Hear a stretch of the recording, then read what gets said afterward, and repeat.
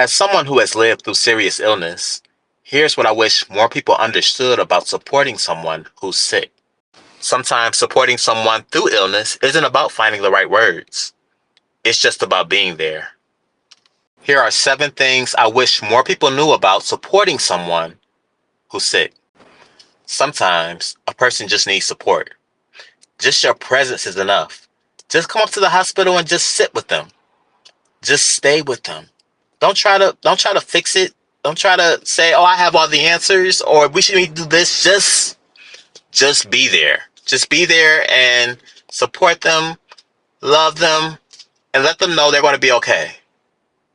That's all you got to do. That's all you got to do. Number 2, don't make the illness their whole identity. Remember that before that illness, they had a whole life.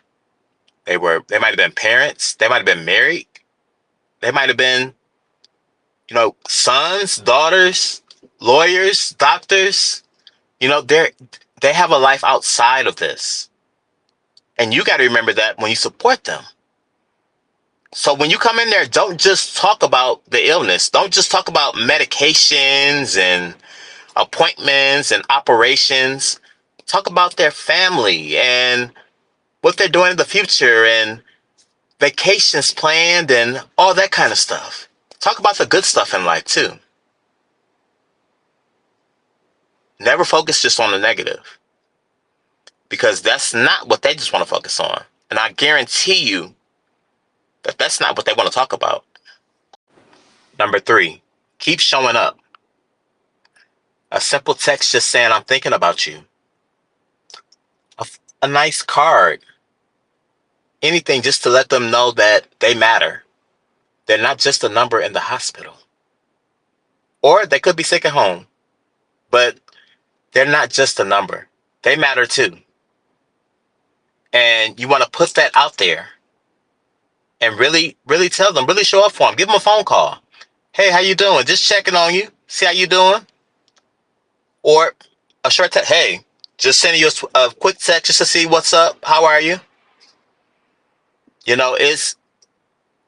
You will find that it goes a long way. And people don't forget that kind of thing. I know I didn't. I always appreciated everybody that reached out to me and that still reaches out to me, in my illness. Number 4, do not compare their illness to someone else's. When you go and visit them and sit with them, don't talk about anybody else, because everybody's situation is unique. Someone that might have had a worse outcome might not be the same, because your family member or a friend might have a better outcome. So, and you never want to do that anyway, because you kind of downgraded the importance of their illness. So you want to take that into account, because you don't want to do that, because they matter and they're important. And that's where you're at right now. You're just trying to support them. So just focus on them.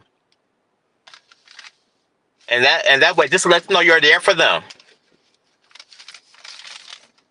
That makes a difference. Number 5. How many times have you guys heard, "Oh, well, call me if you need anything"? You don't need to say that. Go ask, "What can I take off of your plate? What can I help you with?" Offer your services right then. It literally makes a difference. It really does. Because people see that you care.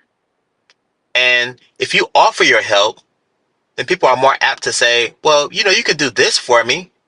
But if you say call, most of the time people aren't going to call. They aren't going to say anything, because they don't want to feel like they're a burden to you. And that was me. I never wanted to feel like I was a burden to anybody, and I still don't. So I would rather just say, "Hey, what can I do for you? What can I help you with? Can I do something? Can I take you somewhere?" It makes a difference. Number 7, celebrate the small victories. A good appointment, a good day, different things account for, celebrating a small victory. And, you know, they're going to have a lot more bad days than good. So every small victory counts. You know, when you only have like one big victory, maybe once at the end, and you can't see it yet, those small victories matter. So if you have somebody there to celebrate it with you, then that makes all the difference, because that really puts a smile on your face and really makes it real. Number 7, treat them like the person they were before their diagnosis. When you're supporting someone through illness, you want to make sure that you're treating them like the person they were before they got sick. Because, like we said before, they're still that person. So you want to be in tune with that to make sure that I'm not treating you any different. But of course, you don't want to treat them badly. But yeah, I don't want to treat them any different than how I treated them before. If I know they've been experiencing something, I want to help. But, I just talk to them regular. The important point here is that support can look different. In every situation, it can look different. It can be, time. It could be a gift. It could be just your presence. It could be a phone call, a text, but it's just support. And like I said, it looks different in every situation. It depends on the person and who you are. But I will say that it makes a huge difference when you support somebody that's dealing with an illness. It makes a huge difference, because how they feel on the inside, sometimes it's not that good.